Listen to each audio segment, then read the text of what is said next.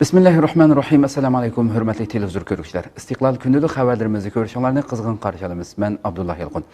Programmamizda vatanimiz Sharq Turkiston va dunyodagi kun tartibida bo'layotgan xabarlarni huzuringizga sunishtirishimiz. Qaynamsiz diqqatinglar ekranimizda bo'lsin. Dünya Səhiyyə Təşkilatı Wuhan virusi haqida yer shari xarakterlik jiddiy holat e'lon qildi. 30 yanvar kuni Dünya Səhiyyə Təşkilatı Wuhan virusini sog'lomlik bo'yicha yer shari xarakterlik jiddiy holat deb e'lon qildi. Mazkur organning boshlig'i Tedros Ghebreyesus axborot e'lon qilish yig'inida jiddiy holat e'lon qilinishining sababi bu virusning butun dunyoga tahdid paydo qilayotganligida deb ko'rsatdi. U bu virusning səhiyyə sistemalari ojiz davlatlarga yeyilishining zo'r andishi qo'zg'ayotganligini ta'kidladi. BBC'ning bu vaqtdagi xabardan qaraganda, navbatda bu virus dunyo miqyosida Xitoydan boshqa yana 18 davlatda bayqalgan bo'lib, bu davlatlardagi umumiy yuqumlanuvchi soni 98 nafar. Yuqumlanuvchilar asosan Wuhanga borganlar bo'lsa-mu, ammo yuqumlanuvchilarning ichidagi 8 nafari Wuhanga borganlardan virusni yuqtirib olganlar ekan. Dünya Səhiyyə Təşkilatı'nın boshlig'i Tedros Ghebreyesus tunugun Jenevada bergan bayonotida Wuhan virusini ko'rilib boqmagan yuqum deb atash bilan birga uningga qarshi elingan tadbirlarning mo ko'rilib boqmagan darajada ekanligini bildirdi. Wuhan virusi bilan yuqumlanuvchilar soni Xitoyda va dunyo miqyosida tez sur'at bilan ko'payayotgan bir sharoitda 30 yanvar kuni Rossiya Xitoy bilan bo'lgan chegarasini taqaganligini e'lon qildi. Arqadan yana Britaniya, Fransiya va Germaniya qatorliq davlatlarning havo yo'llari Xitoyga qatnaydigan havo qatnashini bekor qildi. Amerikadagi bir qism havo yo'llari shirkatlari mo Xitoyga uchadigan safarlarni bekor qilishni o'ylashayotganligini e'lon qildi. Dünya Səhiyyə Təşkilatı 2009-yildan buyon qush zukumi, Ebola virusi va ziqqa virusi qatorliqlar bo'yicha 4 qatim jiddiy holat e'lon qilgan edi.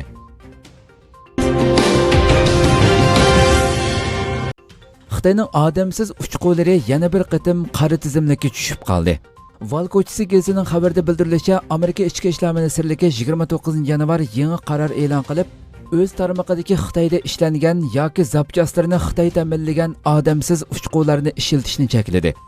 Xabarda aytilishicha, Amerika Ichki ishlar ministrligi qarmog'ida 800 dan ortiq odamsiz uchqun bor bo'lib, bularning hammasi Xitoyda ishlangan yoki muhim zapchastlarni Xitoy ta'minlagan ekan. Ministerlik Xitoyning odamsiz uchqunlar orqali jasuslik qilishidan andishi qilg'achqa bu qarorni chiqarganligini, bu uchqunlarning faqat o't ofati va boshqa jiddiy ahvollarda ishlatishga ruxsat qilinganligini, aloqador tekshirishlar orqali Xitoyning odamsiz uchqunlaridagi bexatarlik xavfini aniqlab chiqishga bu qarorning kuchga ega ekanligi bildirildi.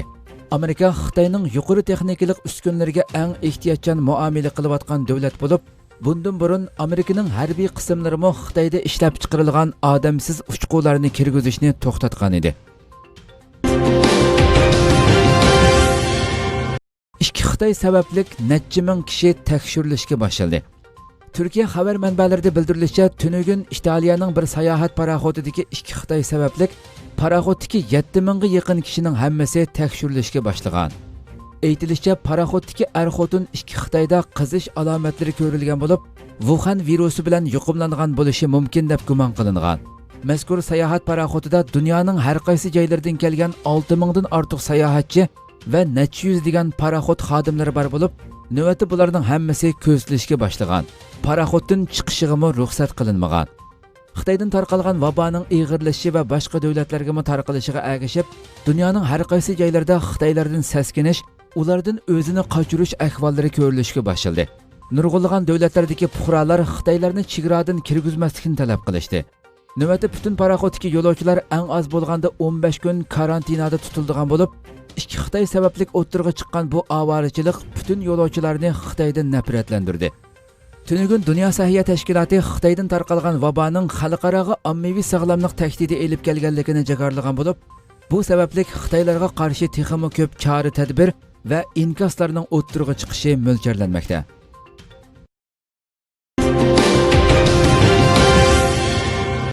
Turkiya Xitoyga boradigan havo qatnashini to'xtatdi. 31 yanvar Turkiya Aviasiya shirkati Organ Torbeti va Twitter hisobotida Xitoyga qatnayotgan havo qatnashini to'xtatadiganligi haqida uqtirish tarqatdi. Uqtirishda munolar bildirildi. Xitoyda bayqalib va boshqa davlatlarga tezlikda tarqalib, xalqaroda andishi paydo qilishga boshlagan Wuhan virusi va Dunyo Səhiyyə Təşkilatının ciddi holat e'lon qilishi sababli Xitoyning Beijing, Guangzhou, Shanxay, Xi'an qatorliq shaharlarga uchayotgan barliq aeroplanlar 9 fevralgacha to'xtatildi.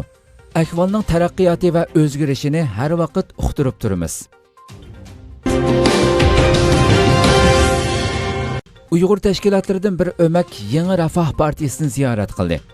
29 yanvar Sharq Turkiston yangi nasl harakati bilan Sharq Turkiston tantarbiya va taraqqiyot jamiyatidan tashkillangan bir hay'at Yangi Rafoh partiyasi Zaytunburni sho'basini ziyorat qildi. Hay'atning sho'ba raisi Onur Dolar ishxonasida kutib oldi. Ziyoratda Sharq Turkistonning hozirgi vaziyati va Turkiyadagi Sharq Turkiston muhojirlarining ahvollari, shundaqli rayondagi qilinayotgan va qilinmoqchi bo'lgan faoliyatlar haqida maslahat va muzokara elib berildi. Mustafa Dastiji partiyamiz buningdan keyin Sharq Turkiston masalasiga alohida ko'ngil bo'ladi dedi. 29 yanvar kuni Turkiya Buyuk Birlik partiyasi qurilganligining 27 yilligini xotirlash marosimi o'tkazildi. Mazkur partiyaning raisi Mustafa Dastiji apandi Anqaradagi Anadolu mehmonxonasida o'tkazilgan marosimda so'z qilib, Buyuk Birlik partiyasining bundan keyin davomli holda Sharq Turkiston masalasiga alohida ko'ngil bildirganligini bildirdi.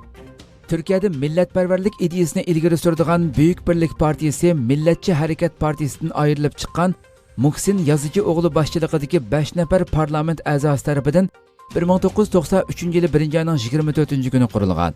Mazkur partiya qurilgan kundan boshlab turk millatlarining masalalariga, bo'libmi Uyg'ur masalasiga alohida ko'ngil bo'lib kelmoqda. 29 yanvar kuni Anqarada o'tkazilgan Turkiyadagi har qaysi partiya mas'ullari, diplomatlar, parlament a'zolari va ommaviy tashkilotlar mas'ullari qatnashgan marosimga Uyg'urlarga vakolatan Dunyo Uyg'ur qurultiyining muavin raisi Doktor Erkin Akram apandi ishtirok qildi. Marosimda oldi bilan Buyuk Birlik partiyasining 27 yillik tarixi bayon qilingan hujjatli film ko'rsatildi. Keyin mazkur partiyaning mas'uli Mustafa Dastiji so'zildi. U nutqida Buyuk Birlik partiyasining ichki va tashqi siyosati haqida ma'lumot berdi. U so'zda Buyuk Birlik partiyasining dunyoning qayerda ezilgan musulmonlar bo'lsa, ularga yordam qiladigan, Türk dunyosiga ko'ngil biladigan, zolimlarga va diktatorlarga qarshi chiqadigan, har doim demokratiya va adolatni yoqlaydigan partiya ekanligini bayon qildi. Buyuk Birlik partiyasining raisi Mustafa Dastiji apandi nutqida yana o'z partiyasining bundan keyin Sharq Turkiston masalasiga alohida ahamiyat beradiganligini ta'kidlab mundoq dedi. Turkiya Jumhuriyati qurilgan kundan tortib hozirgacha Turkiya sirtida yashayotgan qarindosh millatlarga qarata maxsus siyosat belgilab chiqolmadi. Bizning partiyamiz qurilgan kundan buyon faqat Sharq Turkiston masalasiga emas, balki barliq turk millatlarga ko'ngil bo'lib kelyapmiz. Chunki bizning partiyamizning qurilish maqsadi turk dunyosi uchun xizmat qilishdan iborat. Biz Adriatik dengizidan Sharq Turkistongacha bo'lgan zamindagi turk millatlarga ko'ngil bo'lamiz. Shunga bundan keyin Sharq Turkiston masalasiga alohida ko'ngil bo'lamiz. Qirg'izistondagi Uyg'urlar Alazig'dagi ofat haqida bayonot e'lon qildi. Qirg'izistonning Jalolobod viloyatida faoliyat qilayotgan Uyg'ur ittifoqi jamiyati raisi Alisher Nosiraxun jamiyatga vakolatan Turkiyaning Alazig'da yuz bergan yer tebrash ofati haqida bayonot e'lon qildi. Bayonotda munolar bildirildi. Qirg'izistonda faoliyat qilayotgan Uyg'ur ittifoqi jamiyatiga vakolatan barliq Turkiya xalqiga salom yo'llayman. Sizlar yer tebrash ofatiga uchraganda qattiq azoblandik. Ig'ir kunlarda moddiy yordam qilolmasakmi, ma'naviy jihatdan sizlarni qo'llaymiz. Biz Qirg'izistondagi barliq Uyg'urlar sizlar bilan birga ekanligimizni bildiramiz. Alloh sizlarga yordam bersin. Alloh sizlarni barliq balo qazolardan saqlasin. 300 millionlik turk dunyosini Alloh aman qilsin. Alloh bir-birimizning qalbi va nishonini birda qilib, yaxshi ishlarni qilishga nasib qilsin. Navbat rayonda Sharq Turkiston tashkilotlar birligining insoniy yordam faoliyatlaridan keyin yana bir turkum Uyg'urlar ofatga uchraganlarga yordam faoliyatlarini davom qildirmoqda. Wuhan virusi Amerikaning Xitoyga qaratgan jazo tadbirlarini to'xtatib qala olmaydi. Aqsaroyning iqtisod maslahatchisi Peter Navarro Amerikaning Xitoyga qo'ygan savdodagi jazo tadbirlarining Xitoy iqtisodiy Wuhan virusi sababidan chekingan taqdirdami izchil davom qildiganligini ta'kidladi. Amerikadagi CNBC televiziyasining xabar qilishicha, Amerika savdo sohasida agar Xitoyning iqtisodiy Wuhan virusi sababidan ziyonga uchragan taqdirda Amerikaning Xitoyga qo'ygan savdo jazo tadbirlarini bekor qildiganligi haqida xabarlar tarqalgan. Biroq Amerika Aqsaroyning iqtisodiy ishlar maslahatchisi Peter Navarro buni rad qildi. U CNBC televiziyasining bu vaqtdagi savoliga javob berib, bu Wall Street pay cheki bozoridan tarqalgan gap. Ular bundaq bir ehtimollikni munozaraga qo'yish orqali krizisga foydasiz vaziyat paydo qilyotidi degan. Peter Navarro Amerikaning Xitoyga qo'ygan jazo tadbirlarini bekor qilmaydiganligini ta'kidlab, biz bu jazo tadbirlarining nima uchun qo'yilganligini unutib qolmaylik. Bu tadbirlar Xitoy o'zining davlat korxonalarini qo'llash orqali Amerika shirkatlari va Amerika emgakchilarini tijoratdan mahrum qilganligi uchun qo'yilgan dedi. Amerika Xitoy orasidagi savdo urushi boshlangandan buyon har ikki taraf bir-birining mollariga milliardlarcha dollar qimmatida tamojna beji qo'ygan. 15 yanvar kuni Amerika Xitoy orasidagi birinchi bosqichlik savdo kelishimi imzolanib, krizisni hal qilishga tunji qadamni olgan. Biroq bu kelishimda Amerikaning Xitoy mollariga qo'ygan jazo tadbirlarini bekor qilish haqidagi moddalar o'rin olmagan. Mike Pompeo Xitoy Kompartiyasi G'arb demokratiyasi yuzlanayotgan eng xalqliq xavf dedi. Amerika Tashqi ishlar ministri Mike Pompeo Xitoy Kompartiyasini G'arb demokratiyasi yuzlanayotgan eng xalqliq xavf deb ko'rsatdi. Fransiya agentligining bu vaqtdagi xabardan qaraganda Mike Pompeo bu so'zlarni 30 dekabr kuni Angliya Tashqi ishlar ministri Dominic Raab bilan elib borgan uchrashish davomida qilgan. U so'zda G'arb demokratik prinsiplarining Xitoyning tahdidiga uchrayotganligini eskartib, Xitoy Kompartiyasi hozirgi davrdagi eng xalqliq xavf bo'lib o'tirg'a chiqdi. G'arbdagi ittifoqdoshlar cho'qim keyingi asrning G'arbning demokratik prinsiplari asosida idora qilinishiga kafolatli qilishimiz kerak degan. Amerika hukumati Angliya qatorliq Yevropa davlatlarini Xitoy bilan uchur texnikasi sohasida hamkorlashmaslik, bo'libmi Huawei'ning 5G texnikasini ishlatmaslik haqida qattiq ogohlantirgan bo'lsa-mu, Angliya taraf Huawei shirkati bilan 5G texnikasida cheklik doirada hamkorlashganligini jakarlagan edi.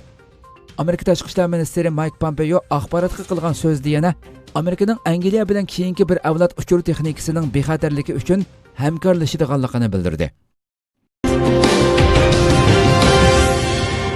Sharq Turkistonda 12 kishi Wuhan virusi haqida jazolandi.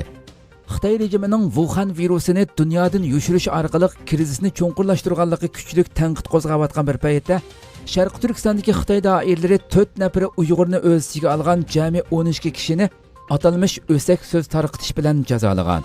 Xitoyning Tangritog to'rining xabar qilishicha, yaqinda atalmish Xinjiang internet to'ri uchrashxonasi va atalmish Xinjiang Uyg'ur avtonom rayonlik JX nazorati qatorliqlar Sharq Turkistonda yangi tiplik tojisimon virus haqida o'sak so'z tarqitish degan jinoyat bilan 12 kishini bartaraf qilgan. Xabarda berilgan tizimlikdan qaraganda bu 12 kishining 4 nafari Uyg'ur bo'lib, ular Aqsu shahri, Xotun Sumbul nahiyasi, Aqtu nahiyasi va To'qsu nahiyalaridan ekan. Xabarda yuqoridagi kishilarning virusning tarqalishi va o'lim yetim vaqalari haqida asossiz so'zlarni tarqitib, jamiyat muqimligiga ziyon berganligi ilgari surilgan. Tangritog to'rida ma'lum bo'lishicha, atalmish Uyg'ur avtonom rayon doiralari 29 yanvar kuni butun avtonom rayonning yuqumning oldini olish tizginlash xizmatida pash qilish, ma'lum qilishni qabul qilish to'g'risidagi umumiy uqtirishni tarqitib, qalaymaqon so'z tarqitish qatorliq 4 xil harakatni ma'lum qilishni yo'l qo'ygan. Pakistan xalqi Xitoyga qarshi namoyish qildi. 29 yanvar Pokistonning Gilgit o'lkasidagi xalq Xitoyga qarshi namoyish olib bordi. Bu bir necha kun ichida ijtimoiy uchur vositalarida Gilgit xalqining Xitoyga qarshi namoyish qilayotganligi haqida bir parcha sin tarqaldi. Sinda Xitoyga qarshi plakatlarni ko'tarishgan xalq hukumatni Xitoyning Pokistonga jumladan Gilgitga kelishiga ruxsat qilmaslikka chaqirgan. Pokistonda faoliyat qilayotgan Ömer Uyg'ur vaqf raisi Ömerxon kelarkayning 8-kuni Xitoydan 186 kishilik oldin tayyorlik qilish guruhining Gilgitga kelishga boshlaydiganligini, 3-oyda Gilgit yo'lining rasmiy ochildiganligini, Xitoyda yamrab ketayotgan Wuhan virusining Pokistonga kelishga boshlaydiganligini, shu sababdan Pokiston hukumatı Xitoyning Gilgitga kirishini cheklashi kerakligini, agar vabo yamrab ketsa Gilgit xalqining tugishadiganligini bildirib, 2-kuni namoyish maydonidan ketmaganligini bildirdi. Ömer Uyg'ur vaqf raisi Ömerxon yaqinda Amerika muxbirining ziyoratini qabul qilib, Xitoyning Sharq Turkiston xalqi ustidan yurgizayotgan bostirish siyosatini necha million Sharq Turkiston xalqini sababsiz jazo lagerlariga qamab, din va madaniyatidan voz kechishga majburlayotganligini tunishtirgan. Urdu tilida tarqatilgan bu programma Pokiston xalqi orasida kuchli ta'sir qo'zg'agan. Nurg'ulg'an kishilar Ömerxonga telefon qilib, o'zlarining Sharq Turkistondagi ahvollardan hozirgacha xabari yo'q ekanligini bildirishgan. Hörmətli televizor görüşlər, şuna qılıb bugün xəbərlərimiz müşahidə axırlaşdı. Ətiki xəbərimizi görüşküçə sizlərni Cənab-ı Allah tapşırırız. Şuna qılıb proqram axırda ekran arxasındakı barlıq xidmətdaşlarıma köpdən köp rəhmət edirəm. Assalamu alaykum və rahmetullah.